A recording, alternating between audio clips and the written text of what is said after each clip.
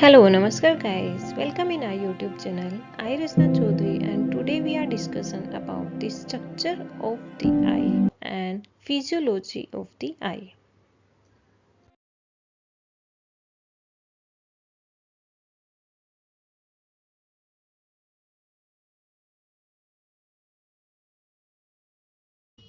आई एक sensory organ है जिसका काम है विजुअलाइजेशन या फिर हम बोल सकते हैं sensory of the sites. Site से रिलेटेड ये एक सेंसरी ऑर्गन है जिसकी वजह से एक्सटर्नल एनवायरनमेंट के अंदर जो भी ऑब्जेक्ट है उसको देखने का काम होता है आई का, और वो एक कंप्लीट प्रोसेस के थ्रू होता है। जैसे आई है तो आई की अलग अलग स्ट्रक्चर होती है, आई के अंदर डिफरेंट पार्ट्स होते हैं। जैसे आई की लेयर्स होती हैं, outer layer, middle layer and the inner layer. उसके साथ साथ में इसके सपोर्टिव ऑर्गन्स होते हैं, एसोसिएटिव ऑर्गन्स होते हैं, जो एक विजुअलाइजेशन के प्रोसेस को कंप्लीटली करते हैं। ये कोऑर्डिनेट करता है ब्रेन के साथ में। तो आज का अपना टॉपिक होगा structure and physiology of the I. Human आई है एक कॉम्प्लेक्स ऑर्गन होता है और इनका काम होता है विजुअलाइजेशन का। कॉम्प्लेक्स ऑर्गन का मीन्स होता है इसके अंदर डिटेल्स ऑर्गन्स होते हैं। डिटेल्स ऑर्गन माइनर ऑर्गन है और उन हर एक एक ऑर्गन का एक स्पेसिफिक फंक्शन है जिसकी वजह से जो भी ऑब्जेक्ट है उसको हम पर्टिकुलरली विजुअलाइज कर सकें। और इसकी जो शेप होती है ये एक रफली स्फेरिकल स्ट्रक्चर होती है जिसके 3 लेयर्स होती हैं। आई के 3 लेयर्स होती हैं, outer layer, middle one layer and the inner layer. जो आउटर लेयर है वो भी अलग अलग है, मिडिल वन है उसके भी 3 अलग अलग पार्ट्स होते हैं, और जो इनर है वो सिंगल लेयर होती है। देन जो आई स्ट्रक्चर है ये जिस भी कैविटी के अंदर सिचुएटेड होती है उस कैविटी को अपने बोलते हैं ऑर्बिटल कैविटी। ऑर्बिटल कैविटी एक बोनी सॉकेट होती है, बोनी सॉकेट जिसको अपन बोलते हैं ऑर्बिट। अब बोनी सॉकेट का मेन क्या होता है, जो फेशियल बोन है और स्कल बोन की फ्रंटल बोन है, इन बोन के बीच में एक गड्ढे लाइक सॉकेट प्रेजेंट होता है। गड्ढे लाइक स्ट्रक्चर है जिसको अपने बोलते हैं सॉकेट। तो वो सॉकेट प्रेजेंट होता है और जिस कैविटी उस कैविटी को अपने बोलते हैं orbital cavity. Size and shape में देखेंगे ऑलमोस्ट स्फेरिकल शेप होती है इसकी, और 2.5 सेंटीमीटर डायमीटर होता है। अराउंड 2.5 सेंटीमीटर डायमीटर होता है आइस का। देन इसके 3 लेयर्स होते हैं आई के। सबसे आउटर मोस्ट लेयर है ये फाइबस लेयर है, क्योंकि हमने पहले भी देखा है कि फाइबस लेयर का काम होता है इंटरनल स्ट्रक्चर को प्रोटेक्ट करके रखना। तो जो आउटर लेयर होती है वो फाइबस टिश्यू की फॉर्म होती है। ये 2 होती है, sclera and the cornea. Means इसके 2 पार्ट्स होते हैं, sclera and the cornea. Then second one layer आती है middle vascular layer. Vascular layer का मीन्स ये हाईली वस्कुलर एरिया है, यहाँ पर ब्लड वेसल्स प्रेजेंट होती हैं। जबकि आउटर लेयर है स्क्लेरा एंड कॉर्निया, यहाँ पर ब्लड वेसल्स प्रेजेंट नहीं होती हैं। मिडिल वन के अंदर वस्कुलर लेयर होती है जिसके अंदर 3 पार्ट्स होते हैं, choroid body, ciliary body and the iris. And third one layer आती है the inner neural layer. Inner neural layer means वहाँ पे नर्व सेंसरी सेल्स प्रेजेंट होती हैं और उस लेयर को अपने बोलते हैं रेटिना। तो जो आई की लेयर है वो 3 लेयर्स होती हैं। देन इसके साथ साथ में हम देखते हैं एसोसिएटरी ऑर्गन, एसोसिएटरी ऑर्गन या फिर एक्सेसरी ऑर्गन। एसोसिएटरी और एक्सेसरी ऑर्गन 3 होते हैं जिसमें आता है eyebrow, eyelids and the lacrimal glands. तो आज के हम इस वीडियो के अंदर देखेंगे कि जो आई की स्ट्रक्चर है उसके अंदर कौन कौन से पार्ट्स होते हैं और उसकी क्या क्या फंक्शन होते हैं। Structure of the eyes. Eye के स्ट्रक्चर के अंदर या फिर हम कोई भी ऑर्गन पढ़ते हैं तो ऑर्गन में स्ट्रक्चर जब देखेंगे तो सबसे पहले हम देखते हैं लेयर्स ऑफ द ऑर्गन। तो लेयर्स ऑफ द ऑर्गन में आज हम देखेंगे यहाँ पे layers of the eyes. Layer of the eyes में जैसे अभी प्रीवियसली हम देखा है यहाँ पर 3 लेयर्स होती हैं। आउटर फाइबर्स लेयर होती है, जो आउटर लेयर है वो फाइबर्स टिश्यू से फॉर्म्ड होती है, क्योंकि फाइबर्स टिश्यू का काम होता है इंटरनल स्ट्रक्चर को प्रोटेक्ट करके रखना। ये 2 पार्ट्स में डिवाइडेड है, स्क्लेरा एंड दी कॉर्निया। जो फ्रंटल पार्ट है उसको अपने बोलते हैं कॉर्निया पार्ट होता है। यहाँ पर ब्लड सप्लाई नहीं होती है क्योंकि वसल्स ब्लड वसल्स प्रेजेंट नहीं होती हैं। इसकी ओन ब्लड सप्लाई नहीं है, कॉर्निया की ओन ब्लड सप्लाई नहीं है यहाँ पर।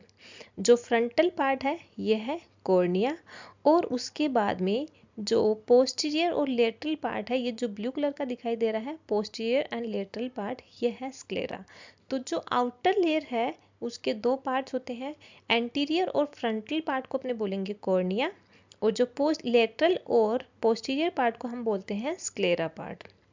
देन सेकेंड वन आती है मिडल वन लेयर, ये हाईली वस्कुलर लेयर होती है या फिर हाईली वस्कुलर एरिया होता है। इसके भी तीन पार्ट्स हैं, choroid, ciliary body and the iris. जो कोरोइड होता है वो पोस्टीरियरली होता है, just below the sclera, sclera के जस्ट नीचे के पार्ट में जो प्रेजेंट है उसको अपन बोलते हैं कोरोइड, लेकिन ये पोस्टीरियरली एंड लेटरल एस्पेक्ट के अंदर प्रेजेंट होता है। एंड एंटीरियर एस्पेक्ट के अंदर सीलियरी बॉडी प्रेजेंट होगा, कोरोइड है आगे जाके सीलियरी बॉडी के अंदर कन्वर्ट हो जाएगा। ये जो यहाँ पर दिखाई दे रही है ये वाली, ये रेड कलर की दिखाई दे रही है, ये है सीलियरी बॉडी। और जो सीलियरी बॉडी है ये, और सीलियरी बॉडी और lens, this one the lens, ये जो लेंस और ये जो सीलियरी बॉडी है, इन दोनों को बाइंड करने वाली या फिर कनेक्ट करने वाली स्ट्रक्चर होती है, उसको अपन बोलते हैं सस्पेंसरी लिगामेंट।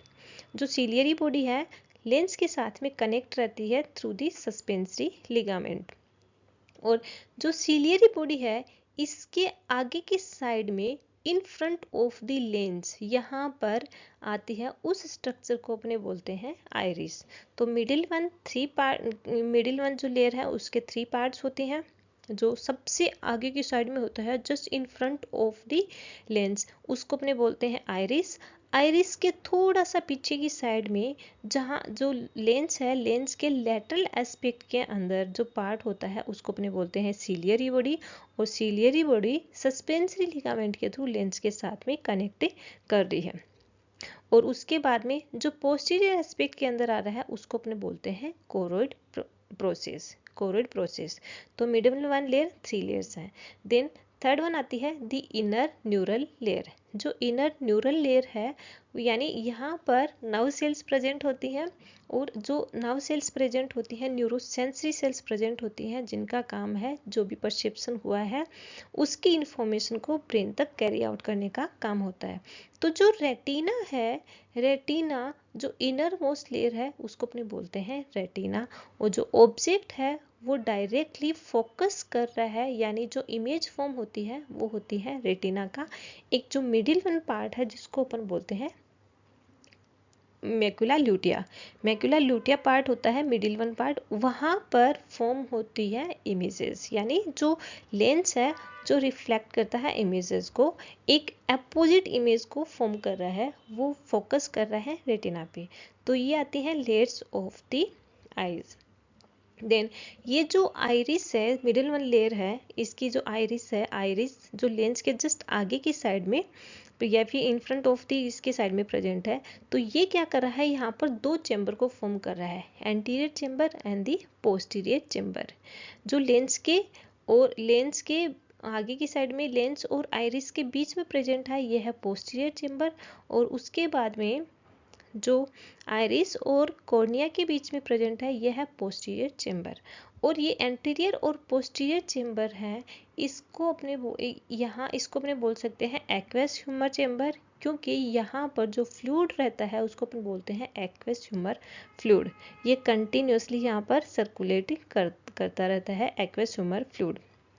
ये तो है and in front of the lens and behind the lens, lens के पीछे की साइड में पोस्टीरियर एस्पेक्ट में यहाँ पर प्रेजेंट होता है विट्रस चेंबर, और विट्रस चेंबर है इसके अंदर जो फ्लूइड कलेक्ट रहता है उसको अपन बोलते हैं विट्रस ह्यूमर फ्लूइड। तो ये सारी की सारी स्ट्रक्चर है जो हेल्प करती है एक इमेज होती है उसको फॉर्म करने के अंदर या फिर जो उसको परसीव करने के related to the perception. And then हम अब ये जो लेयर है आई की उसको हम डिटेल से पढ़ेंगे।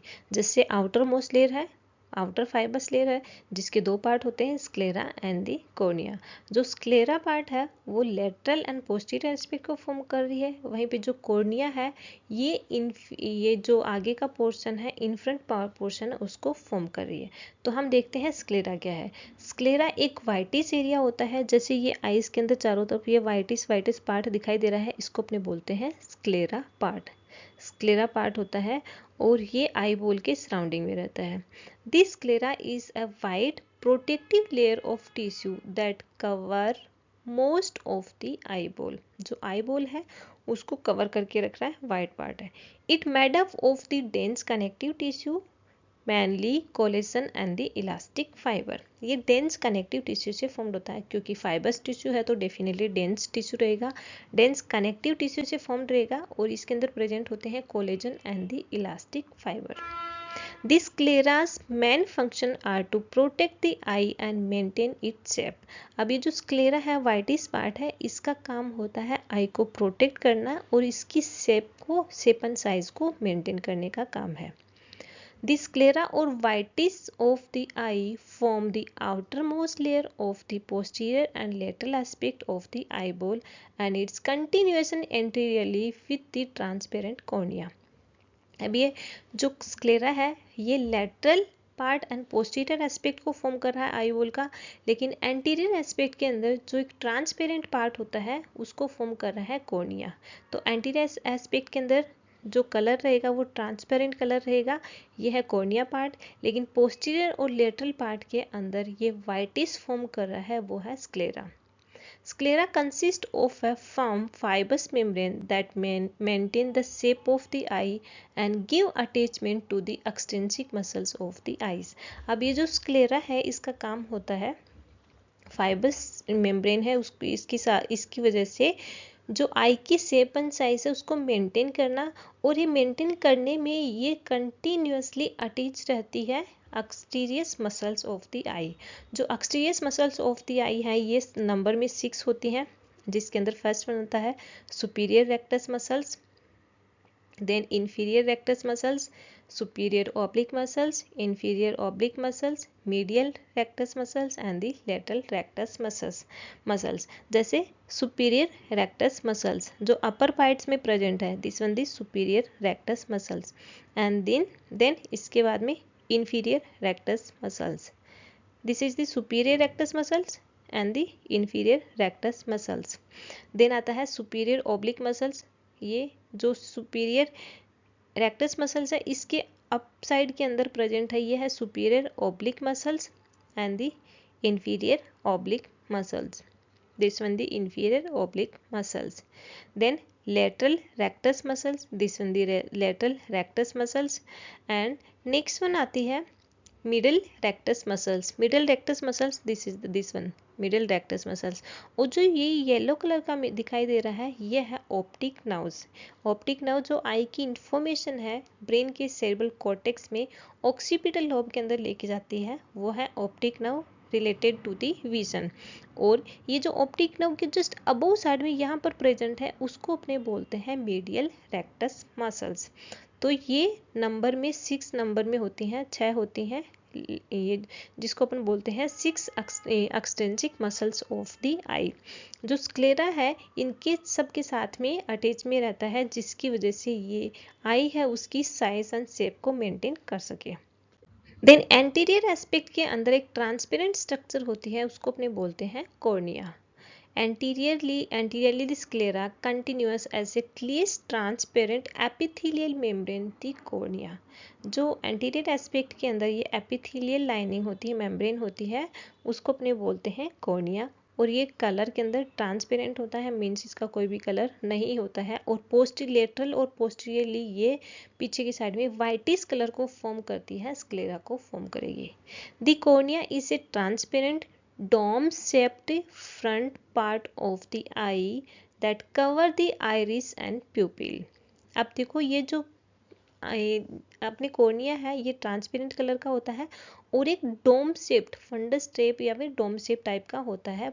इसके अंदर ये आइरिस और प्यूपिल के आगे की साइड में होता है, यानी डायरेक्टली हम बोल सकते हैं आइरिस और प्यूपिल को कवर करके रखता है, playing a crucial role in focusing light and protecting the eye. अब इसका काम होता है आई को प्रोटेक्ट करना और इसके साथ साथ में जो लाइट है उसको फोकस करना। Light rays pass through the cornea to reach the retina. अब जो लाइट रेज होती हैं वो सबसे पहले कॉर्निया में आती है, उसके बाद में कॉर्निया से होते हुए प्यूपिल्स में, फिर लेंस में जाएंगी, लेंस से होके फिर वो जो विट्रस बॉडी है या फिर विट्रस चैम्बर है उससे होते हुए फिर रेटिना के जो मैक्युला ल्यूटिया पार्ट है उस पे फोकस करेंगी। The cornea is a convex anteriorly ये कॉन्वेक्स टाइप का होता है and is involve in the refracting का मीन्स होता है बेंडिंग, यानी जो लाइट रेज आती हैं पैरेलल लाइट रेज आती है यहाँ से, उन लाइट रेज को ये बेंड करने का काम करता है रेटिना पे। The cornea is a convex anteriorly and is involve in the refracting means bending light ray to focus them on the retina. जो रेटिना पे फोकस करेगा तो इसका काम होता है लाइट रेज को बेंड करना। सेकेंड वन लेयर है मिडल वन लेयर एक वस्कुलर लेयर है, मीन्स यहाँ पर ब्लड सप्लाई प्रेजेंट होती है, विनस रिटर्न भी होता है एंड आर्टेरियल सप्लाई भी है। अब इसके भी फिर से हमने इसके 3 पार्ट्स को डिवाइड किया है अकॉर्डिंग टू द लोकेशन, जैसे choroid, ciliary body and the iris. Choroid, ciliary body and the iris. जैसे स्क्लेरा था पोस्टीरियर एस्पेक्ट के अंदर, स्क्लेरा के अंदर की साइड में जैसे स्क्लेरा आउटर पार्ट थी फाइबर्स टिश्यू की जो पोस्टीरियर एंड लेटरल एस्पेक्ट को फॉर्म कर रही थी, सेम वैसे ही जो कोरोइड प्लेक्सस है, कोरोइड है, ये भी पोस्टीरियरली एंड लेटरल एस्पेक्ट को फॉर्म कर रही है just below the sclera. Sclera के जस्ट नीचे की साइड में प्रेजेंट होता है। This is the sclera bluish colour की, और उसके जस्ट नीचे की साइड में ये रेड कलर की लाइनिंग है, यह है कोरोइड। जो पोस्टीरियर के अंदर ये कोरोइड फॉर्म कर रही है और इंटीरियर पार्ट के अंदर सिलियरी बॉडी एंड आइरिस को फॉर्म कर रही है।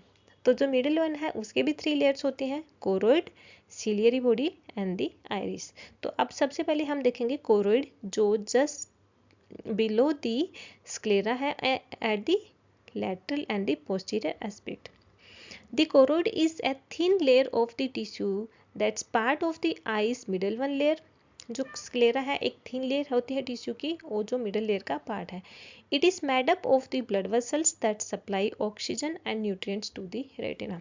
अब ये वस्कुलर एरिया है क्योंकि इसका काम होता है जो आई की स्ट्रक्चर है स्पेसिफिकली जो रेटिना है, क्योंकि न्यूरोसेंसरी एरिया है, मीन्स न्यूरोसेंसरी एरिया का मीन्स सबसे ज़्यादा टेंडेंसी होती है उनको ऑक्सीजन एंड न्यूट्रेटिव कंपोनेंट की, यानी ग्लूकोज की। तो जो रेटिना है उसको ब्लड सप्लाई या फिर जो लेंस है जो आई की स्ट्रक्चर है उसको ब्लड सप्लाई और न्यूट्रेटिव कंपोनेंट सप्लाई करने का काम होता है कोरोइड प्लेक्सस, क्योंकि ये हाईली वस्कुलर एरिया होता है। The choroid also help regulate the eye's temperature and intraocular pressure. Choroid का काम होता है आई के टेम्परेचर को और उसके प्रेशर को मेंटेन रखना, इंट्राओकुलर प्रेशर को मेंटेन रखना। इंट्राओकुलर प्रेशर नॉर्मली होता है 10 to 20 mm of Hg। अगर 20 से ज़्यादा हो रहा है दैट मीन्स ये आगे जाके जो ऑप्टिक नर्व है उसको डैमेज कर सकती है। The choroid line the posteriorly 5/6 of the inner surface of the sclera. जो स्क्लेरा है उसके अंदर की साइड में प्रेजेंट होती है और इनर लाइनिंग का मिडिल वन लाइनिंग का 5/6 पार्ट है वो फॉर्म कर रहा है कोरोइड, क्योंकि posterior aspect and the lateral aspect, this is the lateral aspect and the posterior aspect, इसको कंप्लीटली फॉर्म कर रहा है वो है कोरोइड प्लेक्सस। और पार्शियली लेटरल और इंटीरियर या फिर इन फ्रंट है एंटीरियरली, तो ये फॉर्म कर रहा है ciliary body and the iris. It is a very rich in blood vessels and deep chocolate brown in the colour. इसके अंदर इसका ये हाईली वस्कुलर एरिया होता है, यानी ब्लड सप्लाई अच्छी हो रही है, रिच ब्लड सप्लाई होती है, जिसकी वजह से इसका कलर होता है chocolate brown colour. Light enter the eye through the pupil, stimulates the sensory receptor in the retina and it then absorbed by the choroid. अब कोरोइड का मेन फंक्शन क्या होता है? जो ही पैरेलल रेज होती हैं, पैरेलल रेज है वो प्यूपिल से होते हुए लेंस पे जाएंगी, लेंस उसको रिफ्लेक्ट करेगा और वो या रेटिना पे आके फोकस करेंगी। रेटिना पे आके फोकस करने के बाद में जो लाइट होती है उसका अब्जॉर्प्शन का काम होता है कोरोइड प्लेक्सस का। कोरोइड प्लेक्सस है उन लाइट को अब्जॉर्ब कर लेगी फोकस करने के बाद में। जो रेटिना पे फोकस बन रहा है तो फोकस करने के बाद में उसको अब्जॉर्ब कर लेंगे। देन सेकेंड वन आती है सिलियरी बॉडी, यानी जो हमने पढ़ा है पहले, ये डार्क ब्राउन कलर की चॉकलेट ब्राउन कलर का है, ये तो है कोरोइड प्लेक्सस। कोरोइड प्लेक्सस के आगे की साइड में ये यहाँ पर मेंशन दिख रहा है जो सस्पेंसरी लिगामेंट के साथ में लेंस के को कनेक्ट कर रहा है वो है अपनी ciliary body. The ciliary body anteriorly continuation of the choroid consisting of the ciliary muscles, जो सिलियरी मसल्स होते हैं जिसको अपन बोलते हैं smooth muscle fiber, and secretory epithelial cells, secretory epithelial cells present होती हैं। Then the lens is attached to the ciliary body by a radiating suspensory ligaments. जो लेंस है ये सिलियरी बॉडी के साथ में कनेक्ट रह रहा है, उस स्ट्रक्चर जिस भी स्ट्रक्चर के थ्रू कनेक्ट रह रहा है उसको अपन बोलते हैं radiating suspensory ligaments. Contraction and relaxation of the ciliary muscle fiber which are attached to these ligaments control the shape of the lens. अब ये जो सिलियरी मसल्स हैं यानी स्मूथ मसल्स हैं, स्मूथ मसल तो डेफिनेटली उनके अंदर कॉन्ट्रेक्शन एंड रिलैक्सेशन होगा, क्योंकि अपनी बॉडी के अंदर कहीं पर भी हो, चाहे स्मूथ मसल जहाँ पर भी हैं वहाँ पर ये कंटिन्यूअसली अपनी बॉडी के अंदर कॉन्ट्रिक्शन एंड रिलैक्सेशन करती है। और कॉन्ट्रिक्शन एंड रिलैक्सेशन की वजह से जो लेंस है इसके शेप एंड साइज को मेंटेन कर रहा है, जिसकी वजह से जो लाइट रेज होती हैं वो अंदर की स्ट्रक्चर को डैमेज होने से प्रिवेंट कर सकें। और इसके साथ साथ में ही ये जो आई की स्ट्रक्चर है इसकी नॉर्मल स्ट्रक्चर को भी मेंटेन करती हैं। The epithelial cells secrete aqueous fluid, epithelial cell है वो एक्वस फ्लूइड को सीक्रेट करती हैं इनटू द एंटीरियर चेंबर। जो एंटीरियर चेंबर है, अब एंटीरियर चेंबर कहाँ पे प्रेजेंट है, आइरिस की ये आइरिस है उसके, और जो कॉर्निया है उसके साइड में तो प्रेजेंट होता है वो है एंटीरियर, और लेंस और आइरिस के बीच में है ये वाला है posterior chamber. Segment of the eyes, space between the lens and the cornea is the anterior and posterior chamber. अब ये anterior and posterior chamber क्या है, space between the cornea and the lens।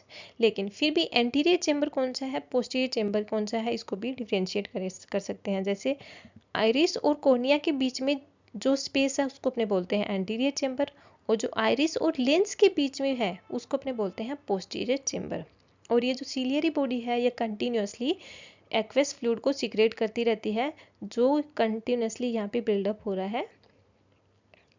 Aqueous जो fluid है anterior posterior chamber के अंदर ये continuously buildup हो रहा है। Then ciliary blood supply by the parasympathetic branch of the oculomotor nerves.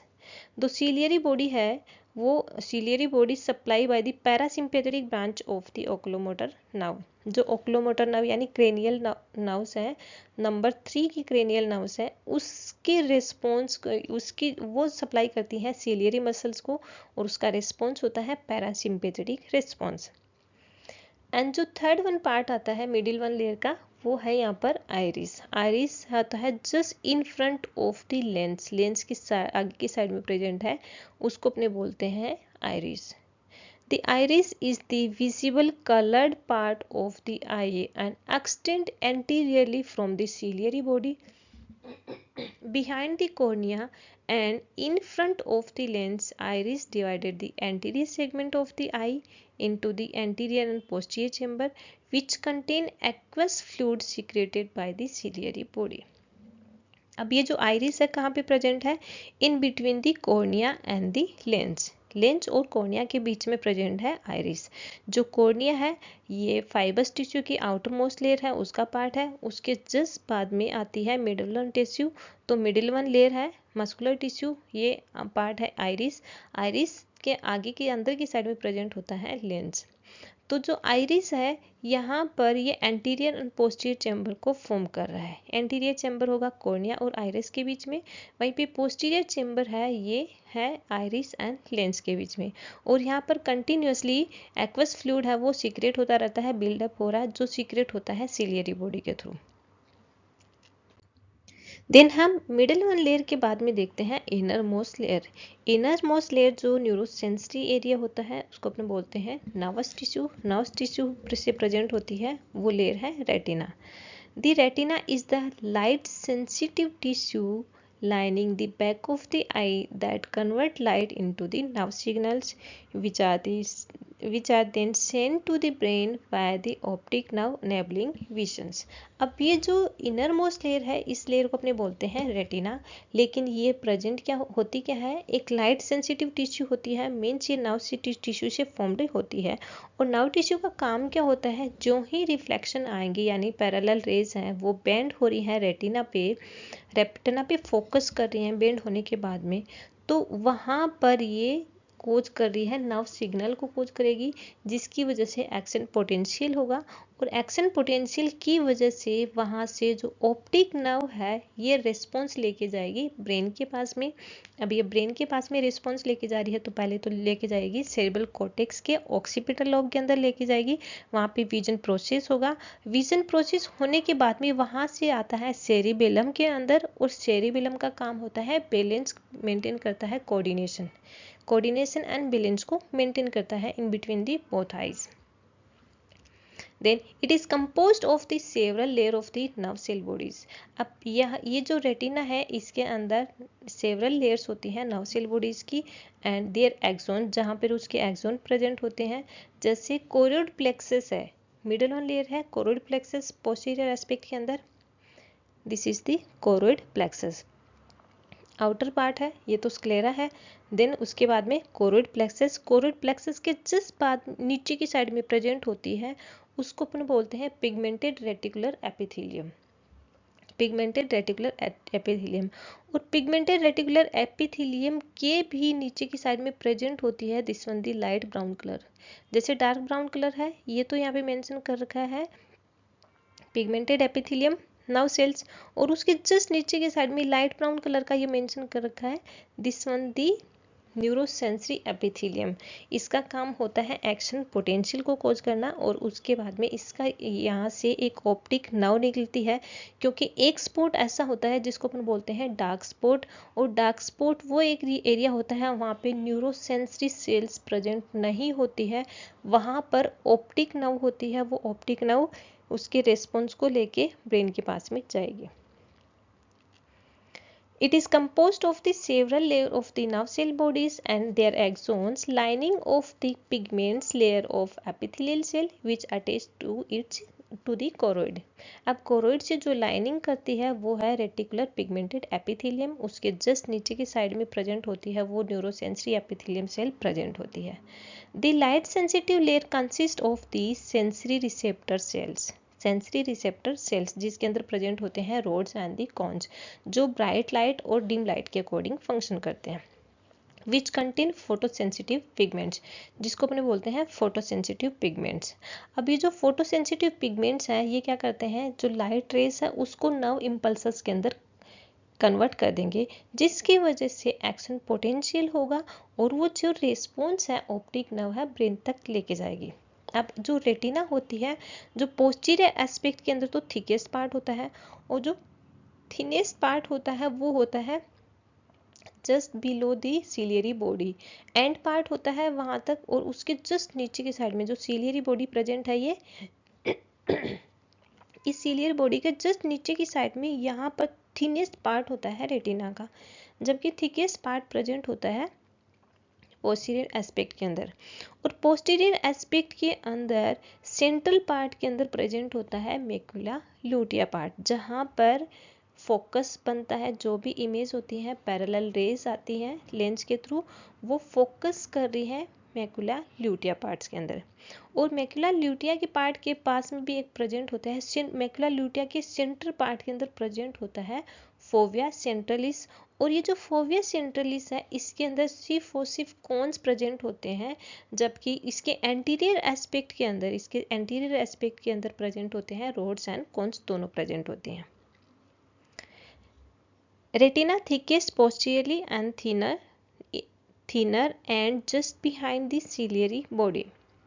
Near the center of the posterior part is the macula lutea. Near the center part of the posterior है near by, इस यहाँ पर present होता है macula lutea, जिसको अपने बोलते हैं येलो स्पॉट। और ये जो येलो स्पॉट है इसके मिडल वन के अंदर प्रेजेंट होता है fovea centralis, consist of only cones, जिसमें सिर्फ और सिर्फ कॉन्स प्रेजेंट होते हैं। And anteriorly part of retina have rods and cones, जो एंटीरियर पार्ट है रेटिना का वो ये रोड्स एंड कॉन्स दोनों प्रेजेंट होते हैं, जबकि फोविया सेंट्रलिस के अंदर सिर्फ और सिर्फ कॉन्स प्रेजेंट होते हैं। The small area of retina where the optic nerve leaves the eye is the optic disc or blind spot and it has no light sensitive cells. अब एक स्मॉल एरिया होता है जहाँ से ऑप्टिक नर्व है वो वहाँ से ब्रेन के पास में जाती है, उस वाले स्पॉट को हम बोलते हैं ऑप्टिक डिस्क और दी ब्लाइंड स्पॉट। अब ब्लाइंड स्पॉट क्यों बोलते हैं, क्योंकि वहाँ पर सेंसिटिव सेल्स प्रेजेंट नहीं होते हैं, इसलिए उस पार्ट को अपन बोलते हैं blind spot. Layers of the eyes के बाद में हम देखते हैं interior of the eyes. Interior of the eyes का मीन्स होता है जो आई की इंटरनल स्ट्रक्चर है उसके बारे में हम देखेंगे। तो आई के इंटरनल स्ट्रक्चर्स के बारे में देखेंगे तो सबसे पहले हम देखते हैं anterior and the posterior chamber, जो हमने अभी पहले भी देखा है कि एंटीरियर चेंबर कहाँ पे प्रेजेंट होता है। जैसे हम देखेंगे ये दोनों ही चेंबर प्रेजेंट होते हैं in just between the cornea and the lens. Lens और कॉर्निया इन दोनों के बीच में प्रेजेंट होता है, लेकिन anterior chamber in between the cornea and the iris, cornea और आइरिस के बीच में जो स्पेस है उसको अपन बोलते हैं एंटीरियर चेंबर। और जो पोस्टीरियर चेंबर है in between the iris and the lens, lens और आइरिस के बीच में जो प्रेजेंट है चेंबर उसको अपने बोलेंगे पोस्टीरियर चेंबर। ये एंटीरियर चेंबर और पोस्टीरियर चेंबर है, यहाँ पर कंटिन्यूसली फ्लूइड रहता है, उस फ्लूइड को अपन बोलते हैं एक्वस फ्लूइड। और ये एक्वस फ्लूइड है वो सीक्रेट कहाँ से होता है, सीलियरी ग्लैंड से, या फिर हमने पढ़ा था ciliary body, ciliary body which is the lateral part of the iris, iris का ही लेटरल पार्ट है जो सीलियरी बॉडी है, वह ये कंटिन्यूसली एक्वस फ्लूइड को सीक्रेट करती रहती है और वो एंटीरियर एंड पोस्टीरियर चेंबर के अंदर सर्कुलेट होता है। एंटीरियर पोस्टीरियर चेंबर के अंदर ये सर्कुलेट हुआ जो लेंस एंड प्यूपिल है उसके थ्रू वो एंटीरियर चेंबर में रहता है, और वहाँ से एंटीरियर चेंबर के थ्रू किस में चला जाएगा, ये जैसे स्टार्टिंग में एंटीरियर पोस्टीरियर चेंबर में जाता है फ्लूइड, फिर वहाँ से लेंस और प्यूपिल के थ्रू वो आ जाएगा एंटीरियर चेंबर में। और एंटीरियर चेंबर में भी यहाँ पर एंटीरियर चेंबर जो कनेक्ट कर रहा है, एंटीरियर चेंबर किसके बीच में प्रेजेंट होता है, iris and the cornea. Cornea का अब लेटरल पार्ट होता है वो होता है स्क्लेरा पार्ट होता है, तो स्क्लेरल पार्ट में वहाँ पर वीनस साइनस प्रेजेंट होते हैं। और वीनस साइनस का मतलब क्या होता है, जो एक pore like whole like structure होती है जो आगे जाके वीनस जो सर्कुलेशन है उसको कंटिन्यू कर रहा है, तो वीनस साइनस प्रेजेंट होते हैं। तो जो एक्स्ट्रा फ्लूइड होता है, एक्स्ट्रा अमाउंट ऑफ दिस जो एक्वस फ्लूइड होता है वो वीनस चैनल के अंदर चला जाएगा और उसके थ्रू अपनी बॉडी के ये जो रीनल सिस्टम है उसके थ्रू अपनी बॉडी से एक्सक्रीट आउट हो जाएगा। जो इसका काम होता है, ये अगर ये वीनस चैनल है, इसका वीनस चैनल के अंदर ये चला जाएगा, इसका काम होता है इंट्रा ओकुलर प्रेशर को मेंटेन करना, जो नॉर्मल होता है 10 to 20 mm ऑफ Hg। अगर 10 to 20 mm ऑफ Hg से अगर ये ज़्यादा हो जाता है तो ये अंदर की साइड में जो ऑप्टिक नर्व होती है उसको डैमेज कर देगा कंप्रेस करके, जिसकी वजह से जो डिजीज कंडीशन होती है उसको अपने बोलते हैं ग्लूकोमा। लेकिन ये जो एक्वस फ्लूइड है इसका काम क्या है, एक्वस फ्लूइड का काम होता है जैसे कॉर्निया की ऑन ब्लड वेसल्स नहीं होती है, ऑन ब्लड सप्लाई नहीं होता है, उसके साथ साथ में लेंस की भी ऑन ब्लड वेसल्स और ऑन ब्लड सप्लाई नहीं हो रहा है उसका, तो वहाँ पर उसको न्यूट्रिटिव कंपोनेंट सप्लाई करने का काम होता है एक्वस फ्लूइड का। इसके साथ साथ में ही जो वेस्ट कंपोनेंट होते हैं, मेटाबॉलिक वेस्ट कंपोनेंट है, उसको भी वहाँ से ड्रेन आउट करने का काम होता है एक्वस फ्लूइड का। देन उसके बाद में posterior of the eyeball is the vitreous fluid. जैसे एंटीरियर एस्पेक्ट के अंदर तो क्या था, एक्वस फ्लूइड था, जिसका काम क्या होता है, कॉर्निया, लेंस और लेंस कैप्सूल को न्यूट्रिटिव कंपोनेंट सप्लाई करना और उसके साथ साथ में ही वहाँ से उसकी वेस्ट कंपोनेंट को बाहर निकालना। ये तो था एंटीरियर चेंबर में।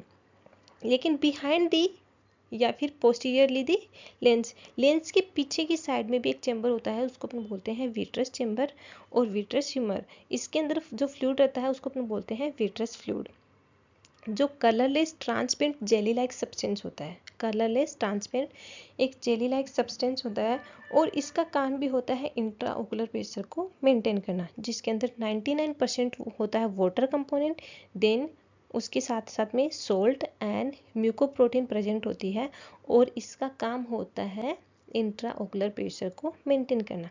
लेकिन इसके साथ साथ में जो पैरेलल रेज आती है लेंस के थ्रू, उसको बाइंड करने में और रेटिना में फोकस करने में भी इसका एक इम्पोर्टेंट रोल होता है।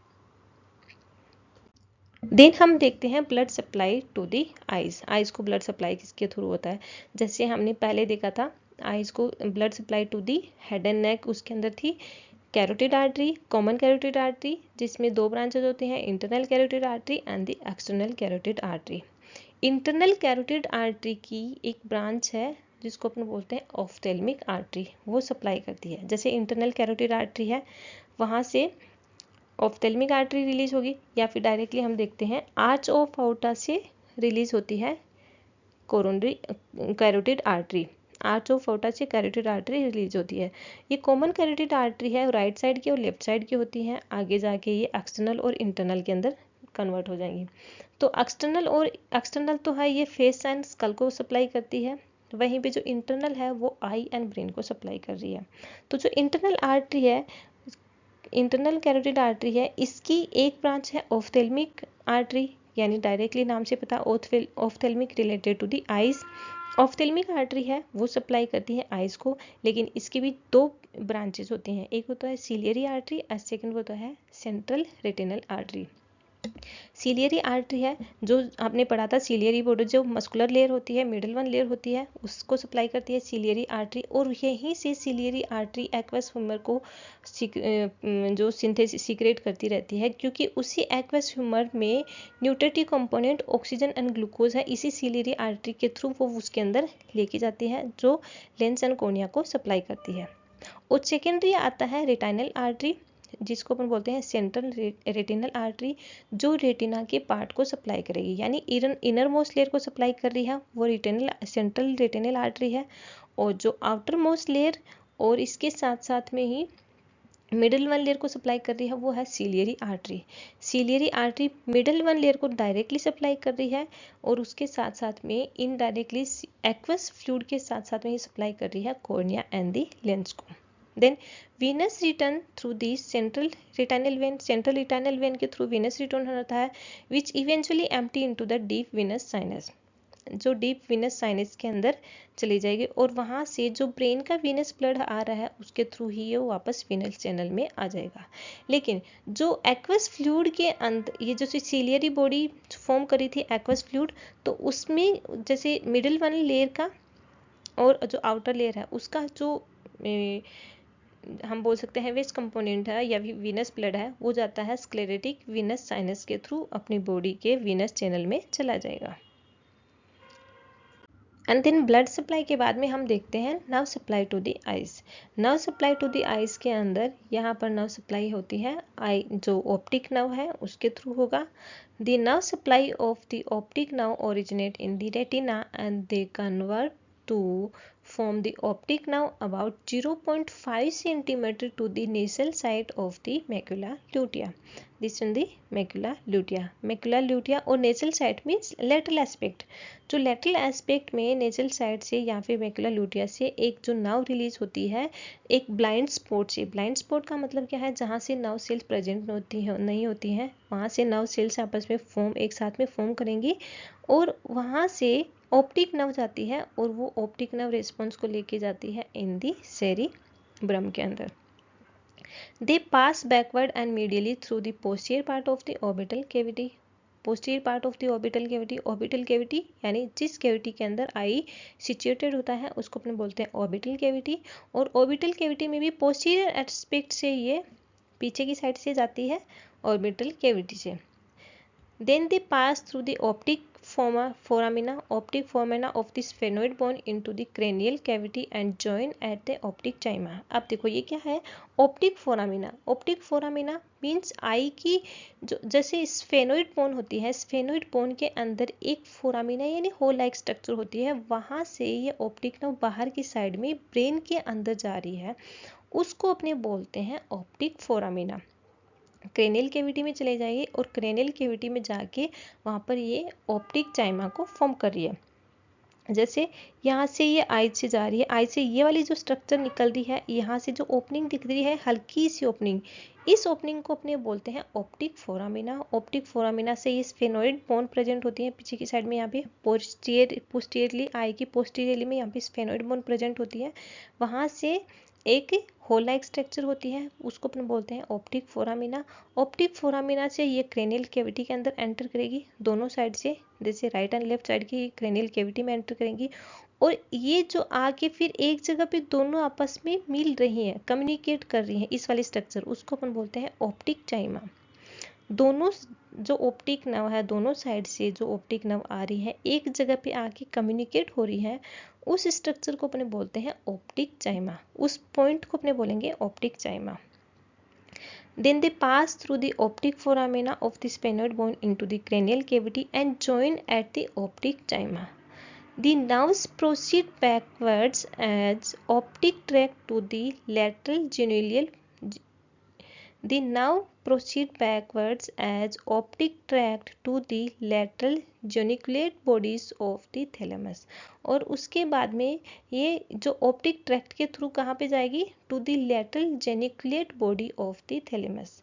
जो थैलेमस है उसके लेटरल जेनिकुलेट बॉडी में चला जाएगा, और फिर वहाँ से impulses passes to the visual area. Thalamus से कहाँ पे जाएगी, impulses passes in the visual area in the occipital lobe. Occipital lobe में चला जाएगा, सेरिब्रम के ऑक्सीपिटल लोब के अंदर जाएगा, वहाँ पर होगा विजन प्रोसेसिंग। विजन प्रोसेसिंग होने के बाद में then the in the cerebellum the impulses from the eye contribute to maintenance of balance, posture and coordination. उसके बाद में वहाँ से जो impulses हैं आएंगी सेरिबेलम में आएंगी, क्योंकि सेरिबेलम का काम होता है बैलेंस एंड कोऑर्डिनेशन को मेंटेन करना। तो बैलेंस एंड कोऑर्डिनेशन को मेंटेन करने के लिए सेरिबेलम के अंदर आएगी, और सेरिबेलम का काम होता है बैलेंस, पोस्चर एंड ओरिएंटेशन और कोऑर्डिनेशन को मेंटेन करेगा। देन हम देखते हैं physiology of the vision. Anatomy of the vision हो गया, मीन स्ट्रक्चर स्टडी हो गई। अब हम देखेंगे प्रोसेस ऑफ द विजन, या जिसको अपने बोलते हैं फिजियोलॉजी ऑफ द विजन।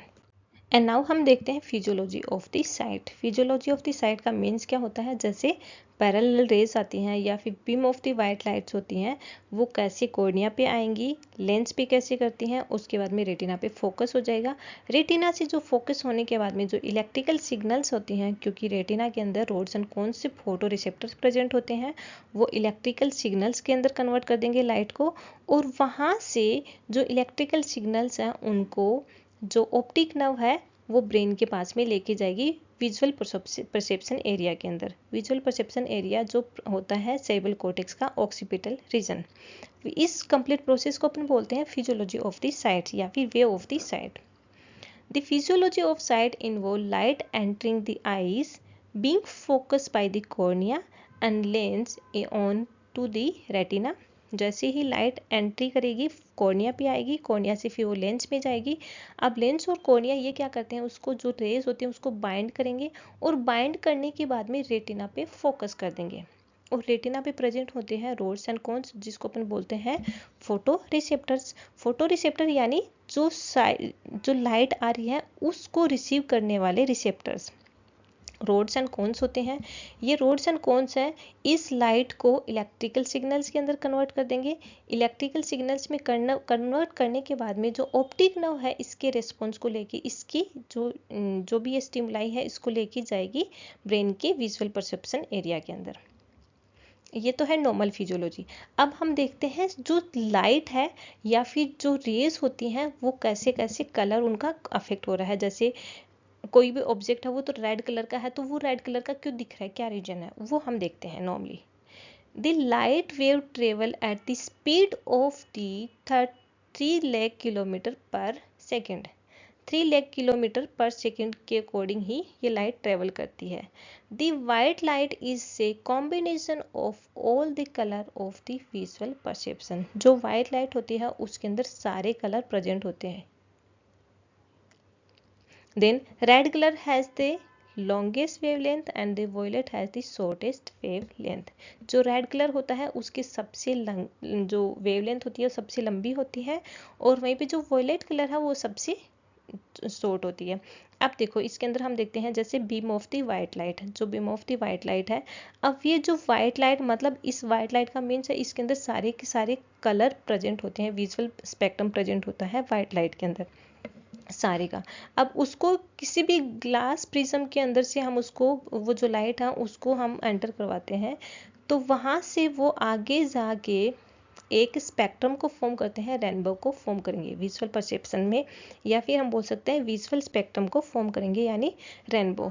तो जो सबसे लंबी होती है या फिर सबसे लॉन्गेस्ट वेवलेंथ है वो रहेगी ऑरेंज, सॉरी सबसे जो लंबी वेवलेंथ रहेगी वो है रेड, सेकेंड नंबर की ऑरेंज, उससे छोटी होती है yellow, green, blue, indigo and the violet. Violet है उस सबसे छोटी वेवलेंथ होती है वॉयलेट कलर की। जैसे हम देख सकते हैं यहाँ पर दिस इज ये होता है इसका, तो जो रेड है वो यहाँ से स्टार्ट होते हैं जबकि वॉयलेट यहाँ से स्टार्ट हो रही है। इसका अगर लेवल देखेंगे तो यहाँ से रहेगी।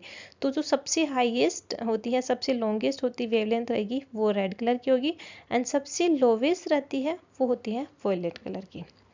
लेकिन अब ये जो ऑब्जेक्ट है वो हमें दिखाई कैसे दे रहा है, किस वे से दिखाई, किस तरीके से हम इसका ऑब्जेक्ट का कलर पता चलेगा। The specific color is perceived when only one wavelength is reflected by an object. किसी भी ऑब्जेक्ट के द्वारा जो एक वेवलेंथ है उसको रिफ्लेक्ट कर दिया गया है और अदर जितने भी कलर हैं उसको अब्जॉर्ब कर लिया गया है। जैसे वाइट बीम होती है उसके अंदर तो combination of the all colour present होते हैं वाइट लाइट के अंदर। तो अब उस अगर वाइट लाइट के अंदर है तो अगर हम किसी भी ऑब्जेक्ट को देखते हैं अगर वो रेड कलर का दिखाई दे रहा है, दैट मीन्स क्या होता है कि उस ऑब्जेक्ट ने रेड कलर को रिफ्लेक्ट किया है और जितने और सारे थे अलग कलर थे उसको अब्सॉर्ब कर लिया। इसकी वजह से वो रेड कलर को जो कलर रिफ्लेक्ट हो रहा है वही उस ऑब्जेक्ट का कलर हो जाता है, क्योंकि वो रिफ्लेक्टेड कलर है और सारे कलर को वो अब्सॉर्ब कर लेगा। वहीं पे an object appear red when only the red wavelength is reflected. The object appear white, अगर object white appear हो रहा है then all wavelength reflected, जो जितनी भी wavelength है वो सारी की सारी reflect हो चुकी हैं।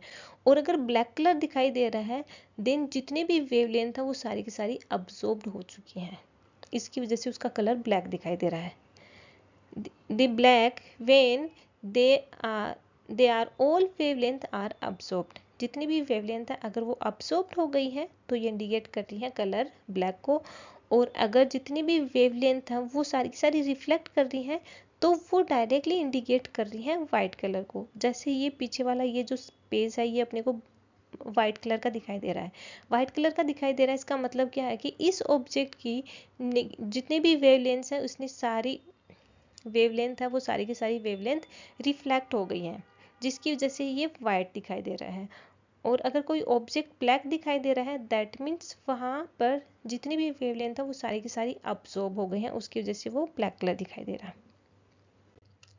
Then refraction of the light rays.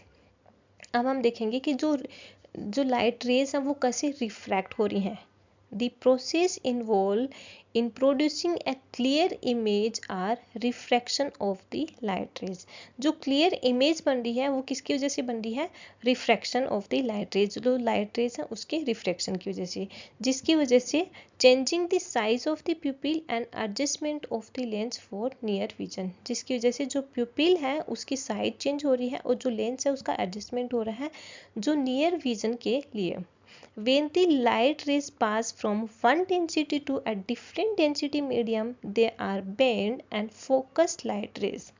अब जो लाइट रेज की प्रॉपर्टी होती है प्रिंसिपल ये है कि एक डेंसिटी एरिया से वो दूसरी डेंसिटी डिफरेंट डेंसिटी मीडियम में जाएगा तो वो लाइट है वो बेंड होने लग जाएंगी। जैसे जो पैरेलल लाइट है, पैरेलल रेज है, वो कॉर्निया के अंदर आ रही हैं, कॉर्निया के जिस बाद में वो जा रही है एंटीरियर चेंबर में। अब कॉर्निया के अंदर जाने के कॉर्निया का जो डेंसिटी मीडियम था वो एंटीरियर डेंसिटी मीडियम से डिफरेंट था, पहले वो एंटीरियर डेंसिटी मीडियम में जा रही है फिर पोस्टीरियर डेंसिटी मीडियम में जा रही है, पोस्टीरियर डेंसिटी मीडियम में जाने के बाद में वो लेंस के अंदर एंटर कर रही है, मतलब यहाँ डिफरेंट डेंसिटी मीडियम प्रेजेंट है। लेंस के पोस्टीरियर एस्पेक्ट के अंदर फिर विट्रस बॉडी प्रेजेंट होती है जहाँ पे विट्रस फ्लूइड होता है, तो यहाँ पर डिफरेंट डेंसिटी मीडियम है, और ये डिफरेंट डेंसिटी मीडियम का काम क्या होता है, जो पैरेलल रेज आ रही थी उसको बेंड करना और फोकस कर देना एक पर्टिकुलर जगह पे। और रेटिना में जहाँ पे फोकस हो रहा है उसको अपन बोलते हैं मैक्यूला लुटिया पार्ट, जो सेंट्रल पार्ट प्रेजेंट होता है। अब देखते हैं the principle is use to focus light on the retina. Retina में ये फोकस कैसे हो रहा है, the light rays reflected from an object are bend by the lens when they enter the eyes. जो अब आई के अंदर जो ही एंटर करेंगे तो डिफरेंट मीडियम की वजह से, डिफरेंट डेंसिटी मीडियम की वजह से जो लाइट रेज है, लेंस है अंदर की साइड में, उसको बेंड कर देगा और वहाँ वो फोकस हो जाएगा। The image on the retina is actually upside down. जो इमेज हो रखी है रेटिना पे, जो फोकस होगा, इमेज होगी, वो जस्ट अपोजिट होगी, अपोजिट दिखाई देगी। मतलब अपर वाला पार्ट है वो लोअर दिखाई देगा और लोअर वाला पार्ट है वो अपसाइड में दिखाई देगा। The lens is a biconcave elastic transparent body. अब लेंस की प्रॉपर्टी क्या होती है, बाइकॉनकेव इलास्टिक ट्रांसपेरेंट प्रॉपर्टी, जो सिलियरी बॉडी के थ्रू, सिलियरी बॉडी के साथ में सस्पेंसरी लिगामेंट के थ्रू अटैच रहते हैं। और ये जो सस्पेंसरी लिगामेंट है, इससे ये सिलियरी बॉडी है, इसलिए क्या है, स्मूथ मसल्स होती हैं। और सस्पेंसरी लिगामेंट ये रिलैक्सेशन कॉन्ट्रैक्शन की वजह से जो लेंस है उसकी साइज को मेंटेन कर रहा है, जिसकी वजह से अगर अचानक से ब्राइट लाइट आ जाएगी तो जो लेंस की साइज है उसको छोटा कर देगा, जिसकी वजह से वो उसको अंदर जाने से प्रिवेंट करेगी। और जो ब्राइट लाइट सडनली अगर अपनी आईज के अंदर एंटर कर रही है तो जो आई की जो साइड्स हैं उसको डैमेज कर सकता है। Light rays entering the eyes need to be refracted to focus them on retina. अब जो लाइट रेस है जो ही अंदर एंटर कर रहे हैं तो डिफरेंट डेंसिटी मीडिया के थ्रू होते हुए जाएंगे, पहले बेंड करेंगे और बेंड करने के बाद में जो रेटिना का सेंट्रल पार्ट होता है, मैक्यूला लुटिया पार्ट है, वहाँ पर ये अपोजिट इमेज फॉर्म कर लेगी। अब ये लेकिन अपोजिट इमेज कैसे फॉर्म कर रही है, to increase the refractive power the ciliary muscles contract. Refractive power को इंक्रीज करने के लिए जो सिलियरी मसल्स हैं, जो स्मूथ मसल्स हैं, वो क्या करेंगी, कॉन्ट्रैक्ट करेंगी। और जो ही कॉन्ट्रैक्ट कर रही है the ciliary body inwards towards the lens, यानी contract the sphincter. Ciliary body है वो इनवर्ड टूवर्ड्स द लेंस, यानी लेंस की तरफ जाएंगी, ऐसे अंदर की साइड में कॉन्ट्रैक्ट करेंगी। यानी हम बोल सकते हैं जो स्पिंक्चर है उसको वो कॉन्ट्रैक्ट कर देंगे। Then relaxing the pull on the suspensory ligament, और जो सस्पेंसरी लिगामेंट है वो रिलैक्स हो जाएंगी। And allow the lens to bulge, और जो लेंस है वो बल्ज हो जाएगा, मीन्स थोड़ा सा थिक हो जाएगा।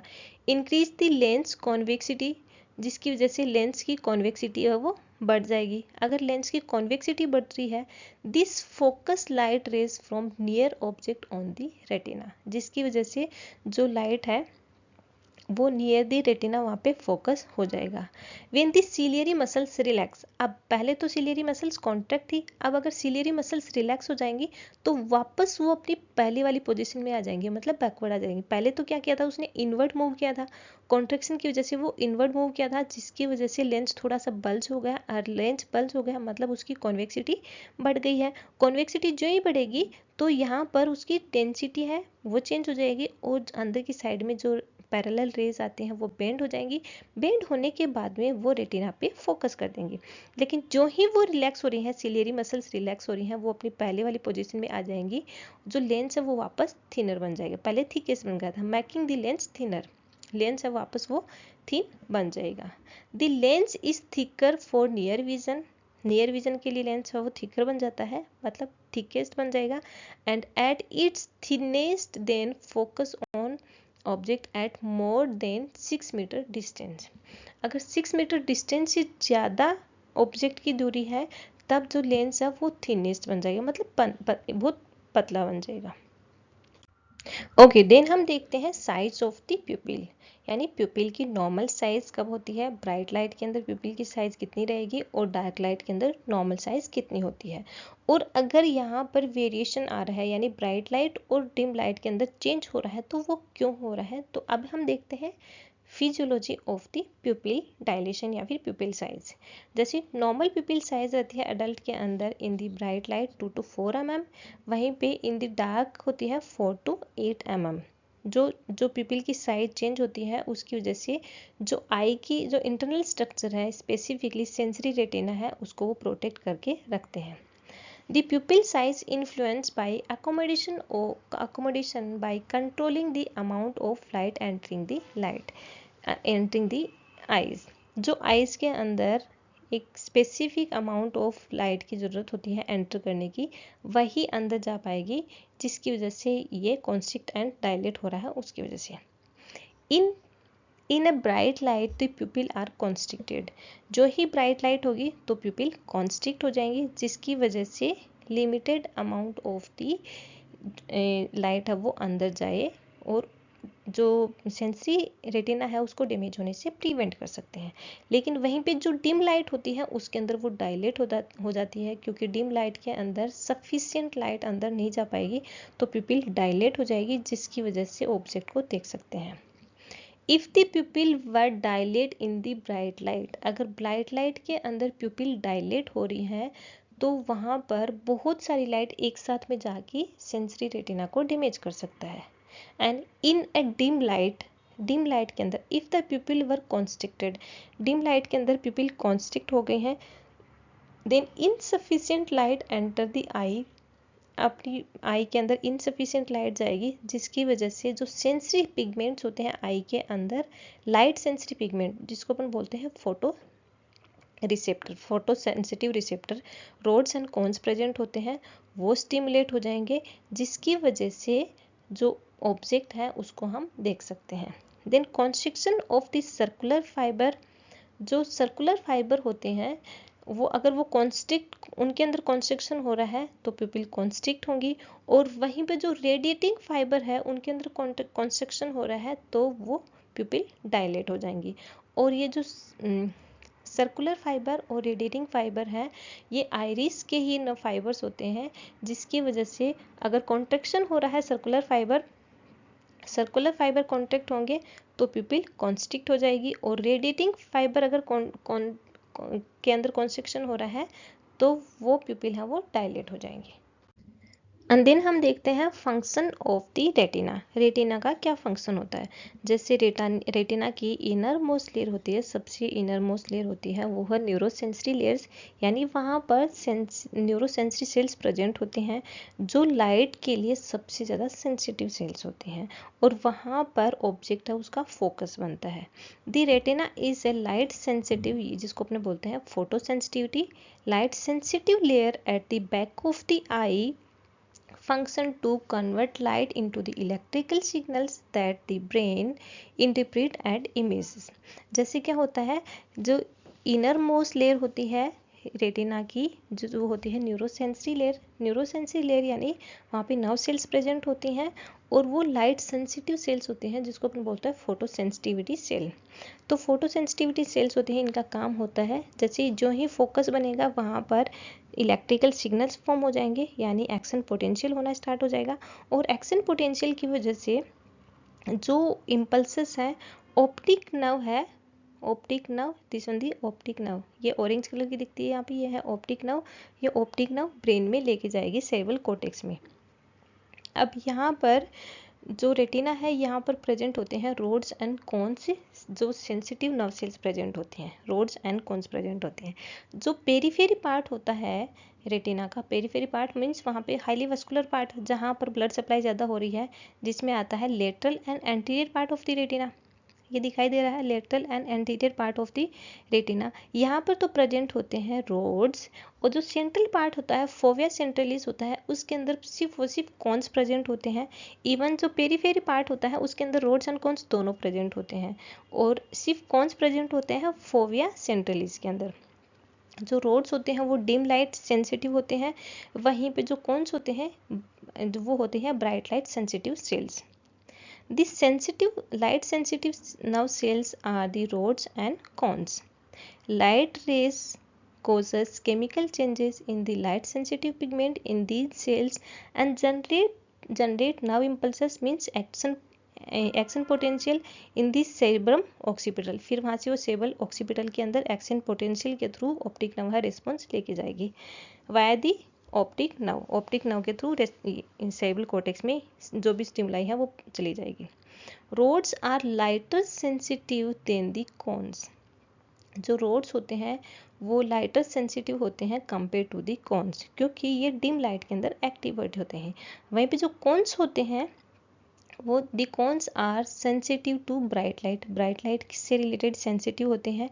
इन bright light the light rays are focus on the macula lutea, bright light के अंदर जो फोकस फॉर्म हो रहा है किस पे हो रहा है, इन दी मैकुला लूटिया, और मैकुला लूटिया के अंदर यहाँ पे फोविया सेंट्रलिस प्रेजेंट होता है और उसके अंदर सिर्फ कॉन्स प्रेजेंट होते हैं, इसीलिए ब्राइट लाइट हमेशा फोकस होती है ऑन दी रेटिना के सेंट्रल पार्ट के अंदर। The rods are more numerous towards the periphery of the retina, जो rods कहाँ पे प्रेजेंट होते हैं, जो पेरीफेरल पार्ट होता है रेटिना का, जहाँ पे ब्लड वेसल्स ब्लड सप्लाई ज़्यादा हो रही है, उस पार्ट को अपन बोलते हैं periphery part of the retina, वहाँ पर सबसे ज़्यादा प्रेजेंट होते हैं रोड्स। अब जो रोड्स होते हैं उसके अंदर होता है एक rhodopsin light sensitive pigments. Rhodopsin is a light sensitive pigment present only in the rods and it is the degrade by the bright light से वो degrade हो जाता है and उसके बाद में and is quickly regenerate हो जाता है, क्योंकि यहाँ पे हाईली वस्कुलर एरिया प्रेजेंट होता है उसकी वजह से, and provided as adequate supply of vitamin A available। क्यों हो जाता है वापसली रीजनरेट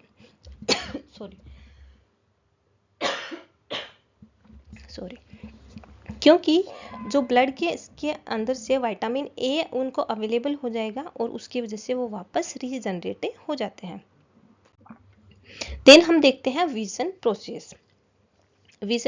जैसे पैरेलल रेस होती हैं वो सबसे पहले कॉर्निया में जाएंगी, देन कॉर्निया के बाद में अंदर जाते हैं एंटीरियर चेंबर में।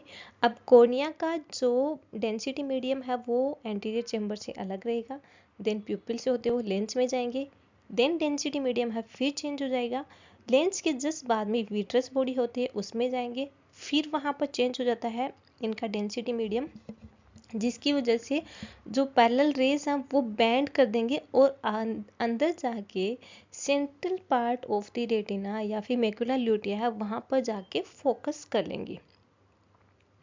अब देखो लाइट जैसे ओकुलर मीडिया में जैसे cornea, aqueous fluid, vitreous fluid, retina, ये है ओकुलर मीडिया। जैसे जो ही लाइट आएगी कॉर्निया में जाएगी, कॉर्निया से एक्वस फ्लूइड यानी एंटीरियर पोस्टीरियर चेंबर से होते हुए वो लेंस में जाएगी, लेंस क्या करेगी उनको बाइंड करेगा, देन विट्रस फ्लूइड में जाएंगी और विट्रस फ्लूइड के बाद में जो रेटिना है वहाँ पे जाके ये फोकस कर देंगे।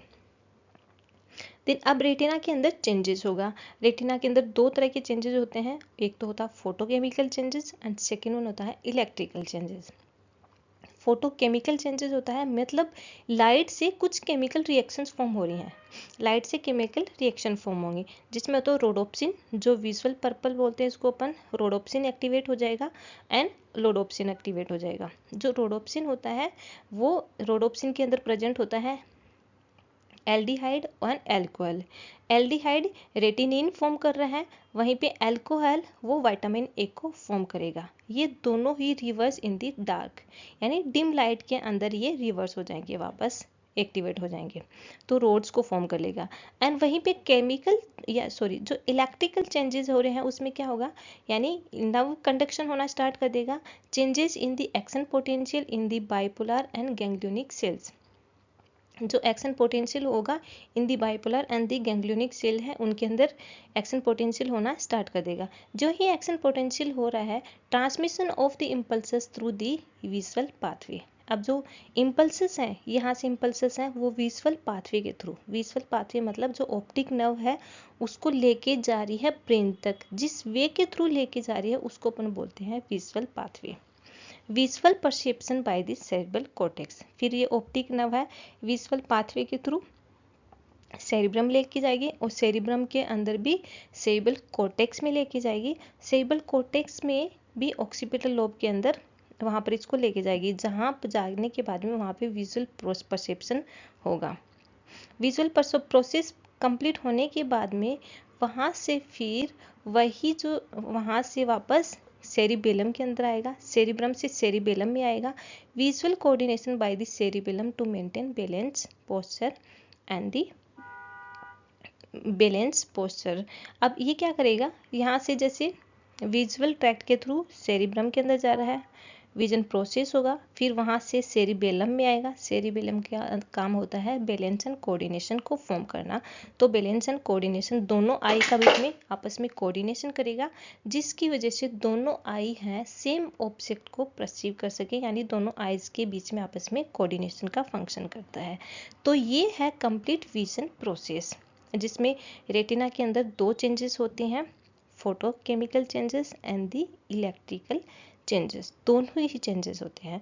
फोटो में केमिकल चेंजेस के अंदर तो रोडोप्सिन है, वो एक्टिवेट हो जाएगा एंड रोडोप्सिन हो जाएगा। रोडोप्सिन का काम होता है यहाँ जिसको अपन बोलते हैं विजुअल पर्पल, जो एल्डिहाइड और अल्कोहल से फॉर्म होता है। एल्डिहाइड रेटिनिन फॉर्म करते हैं, वहीं पे अल्कोहल विटामिन ए फॉर्म करेगा, और ये रिवर्स हो जाते हैं इन दी डार्क एरिया के अंदर, क्योंकि रोडोप्सिन होती है वो एक पिगमेंट्स होता है, ये फॉर्म होता है विटामिन ए से। और जो पेरीफेरी वस्कुलर एरिया है, periphery vascular area, this one the periphery area, जो होता है anterior and lateral aspect of the retina, retina के एंटीरियर एंड लेटरल एस्पेक्ट के अंदर प्रेजेंट होता है। तो वो डार्क के अंदर जो डार्क होता है उस टाइम पर भी ये वापस रिवर्स से हो जाएगा। एंड इलेक्ट्रिकल के अंदर एक्शन पोटेंशियल होगा, नर्व इम्पल्सेस हैं विजुअल पाथवे के तो सेरिब्रम में जाएंगी, वहाँ पे विजन प्रोसेस होगा, फिर देन सेरिबेलम में आएंगे जो कोऑर्डिनेशन एंड बैलेंस को फॉर्म कर रहा है।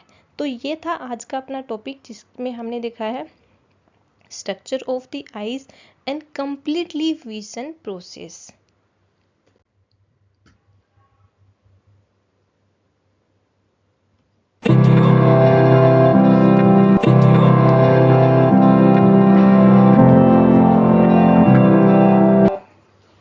Thank you guys, thank you so much. अगर यह वीडियो पसंद आए तो please like share and subscribe. Thank you for listening.